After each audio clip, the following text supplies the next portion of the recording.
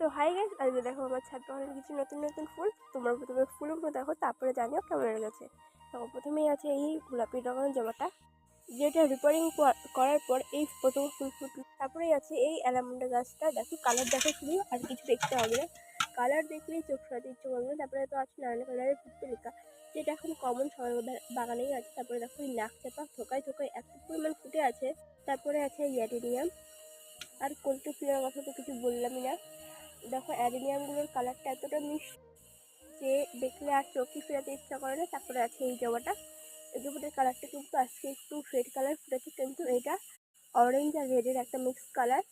আজকে একটু হালকা মানে হালকা লাল হয়েছে, তবে এটা একটু অন্যরকম কালার হয়, যেটা আজকে ফোটেনি।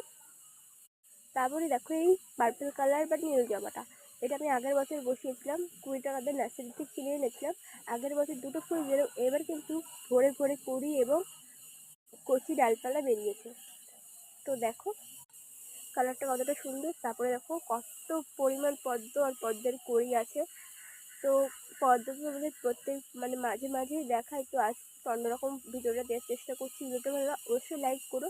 তারপরে দেখো আছে অপরাজিতাগুলো, একটা ছিঁড়েই নিয়ে আছে হাতে। তারপরে দেখো এখানে আছে করবী, এই গাছটা তো কি আর বলবো, এই গাছটার কথা, ফুলটা গাছ দেখো। আর এই গাছটা কিন্তু আমার ছাদ বাগানে ছিল না, এটা ছিল আমার নিচের বাগানে। তো গাছটা ওখান থেকে তুলে ফেলেছিলাম, তারপরে এই ছাদ বাগানে এই বড় চুলাটার মধ্যে লাগিয়েছিলাম। আমি তো ভাবতেই পারিনি যে গাছটা বেঁচে যাবে, কিন্তু দেখো গাছটা শুধু বাঁচেনি, এত পরিমাণে ভরে ভরে ফুল আর গাছটা কচি ডালপালা বেরিয়েছে। আজকে এইটুকুই।